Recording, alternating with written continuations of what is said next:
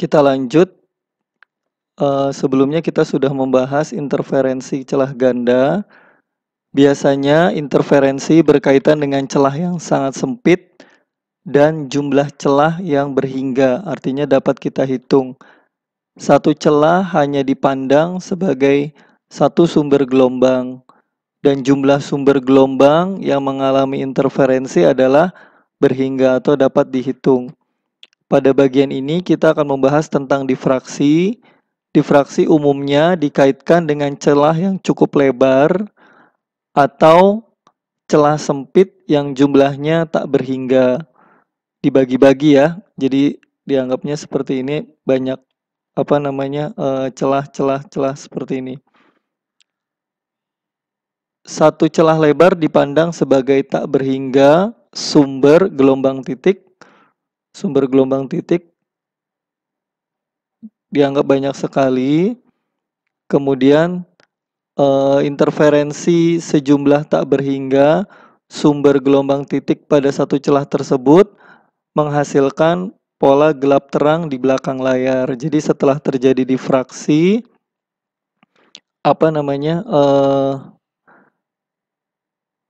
menghasilkan bentukan dari interferensi. Nah, difraksi itu sendiri adalah gejala pembelokan atau penyebaran gelombang, dalam hal ini cahaya, ketika melalui celah yang sempit atau membentur tepian yang tajam suatu benda.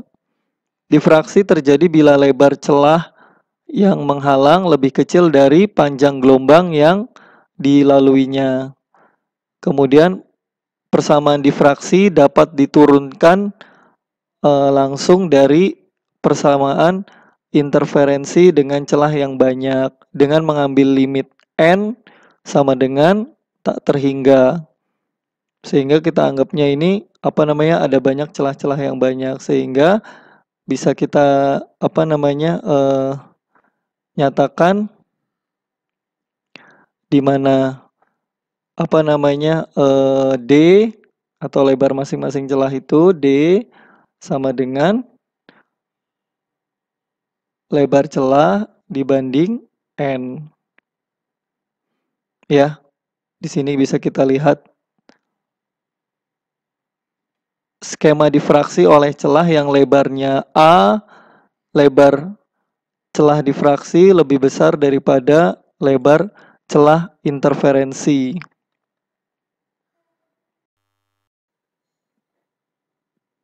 Kemudian setelah di sini titik-titiknya sudah tidak saya gambar lagi, ketika dia terjadi pelenturan, maka di sini akan terjadi fenomena interferensi.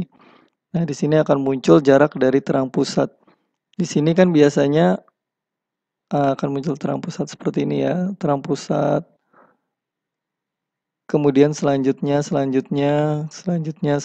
Nah, kondisi umum untuk interferensi minimum oleh cahaya dari titik-titik yang terpisah sejauh A, maka kita dapat tuliskan sinus theta, ya, sinus theta ini ya, dengan hubungannya dengan A ini, lebar dari celah tunggal. Nah, celah tunggal ini perlu diperhatikan, isinya itu adalah titik-titik-titik celah-celah lagi yang tadi sudah saya jelaskan sebelumnya.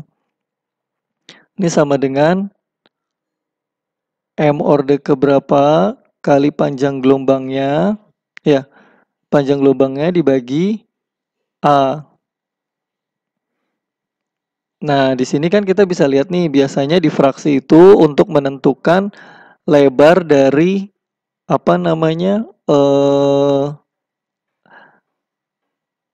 cahaya terang pusat. Nah, terang pusat kan ada yang lebarnya seperti ini, ada yang menyempit, mungkin ada yang menyempit kan, ada yang menyempit, ada yang bahkan ternyata dia lebih lebar seperti itu. Nah, difraksi ini juga dipakai untuk salah satunya adalah misalkan kamera ya, untuk membedakan antara satu objek dengan objek lainnya, konsep blur atau bokeh dan semacamnya. Nah, ini adalah faktor dari bukaan-bukaan celah yang dilewati oleh cahayanya. Nah, itu salah satu manfaatnya ya. Kemudian dari sini dari terang pusat ini kita ingin mengetahui berapa lebarnya. Jadi jarak di sini sama di sini ya.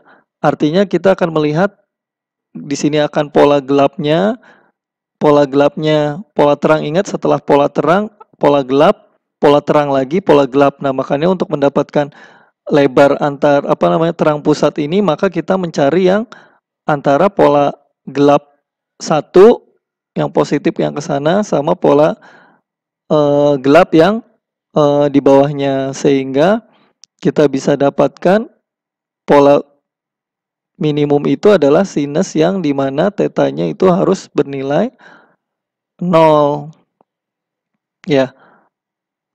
Theta 0 kan itu apa? 0 ya. Pi sinus 180 derajat kan berapa?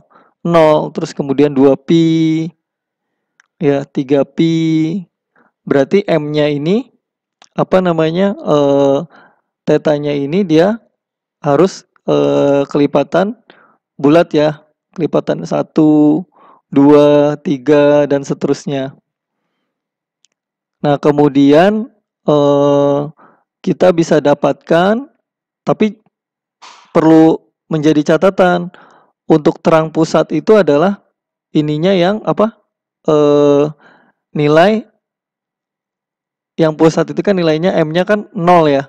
Maka harus kita abaikan untuk yang 0 ini. Maka untuk gelap, untuk fringe atau pola yang gelap itu adalah pi, 2 pi, 3 pi. Kalau yang khusus ini adalah untuk pola terang pusat. Justru malah ini pola yang besarnya.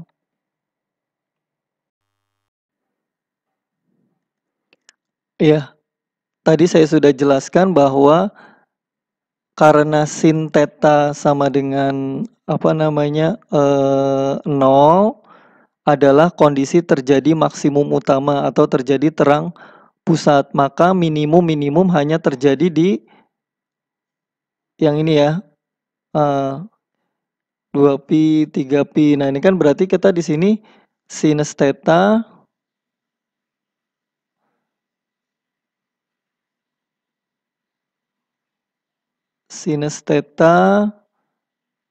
itu di lambda A 2 lambda A kemudian sama dengan 3 lambda A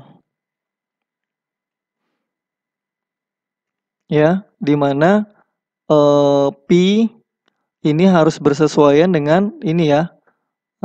Jadi ketika lambda panjang gelombang yang datang atau yang didifraksikan dibanding dengan celahnya itu memiliki nilai pi, maka dia akan menghasilkan pola minimum. Kemudian 2 pi, 2 atau lambda per A, maka minimum yang selanjutnya, dan seterusnya, dan seterusnya, dan seterusnya. Kemudian kita akan menghitung lebarnya ya, lebar dari terang pusat ini, lebar yang yang di terang pusat ini, kita cari yang minimumnya, minimum atas sama minimum bawah. Karena tetanya sangat kecil, di sini kita lihat karena tetanya itu sangat kecil, maka lagi-lagi kita pakai pendekatan sinus theta sebanding dengan theta itu sendiri, sehingga sudut terjadi minimum utama atau sisi yang gelap pertama yang paling dekat dengan terang pusat adalah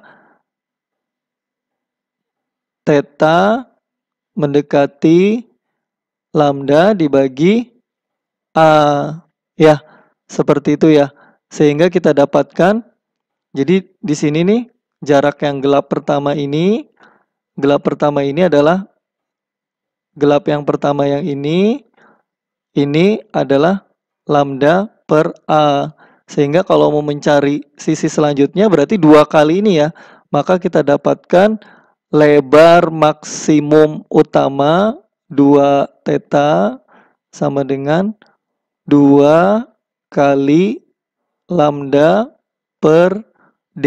Nah, dengan perumusan ini, bukan D ya, tapi A. Nah, ini kita bisa mendapatkan berapa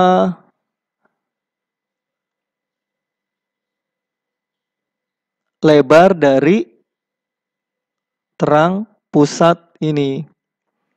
Ya, kita bisa dapatkan.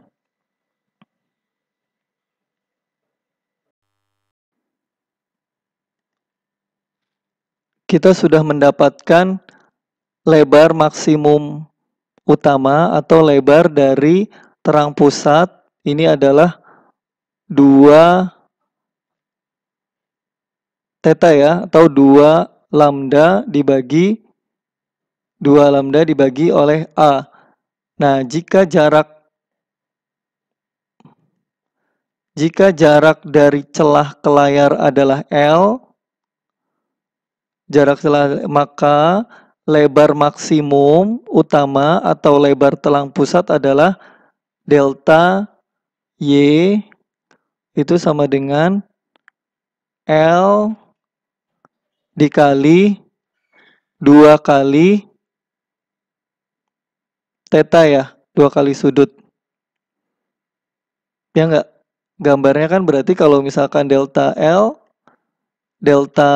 berarti cara di sini misalkan ini kan delta Y ini yang pertama yang atas nih yang pertama, delta Y di sini itu adalah L ya. L dikali oleh 2 L yang di sini, L yang ini dikali oleh 2 theta. Sehingga kita dapatkan lebarnya delta Y sama dengan L dikali 2 lambda per A. Ya, ini sebenarnya delta Y adalah jarak antara minimum atau pola gelap terdekat atas dan bawah yang mengunci atau membatasi oleh terang pusat. Ini kan tadi terang pusat. Nah, di sini ini berarti delta Y-nya. Ini berapa terang pusatnya? Tampak dari persamaan bahwa semakin sempit A atau semakin sempit celah, maka makin lebar ininya, terang pusatnya. Sebaliknya, jika ini semakin lebar, maka terang pusatnya justru malah semakin sempit. Nah, itu bermanfaat pada bidang fotografi. Kemudian bisa pada X-ray atau kisi untuk membedakan antara satu objek dengan objek lainnya, kejelasan suatu objek. Nah, itu dari konsep difraksi yang telah kita uraikan sebelumnya tadi. Berikut ini adalah pola difraksi cahaya dari celah yang memiliki lebar yang berbeda-beda. Untuk yang A,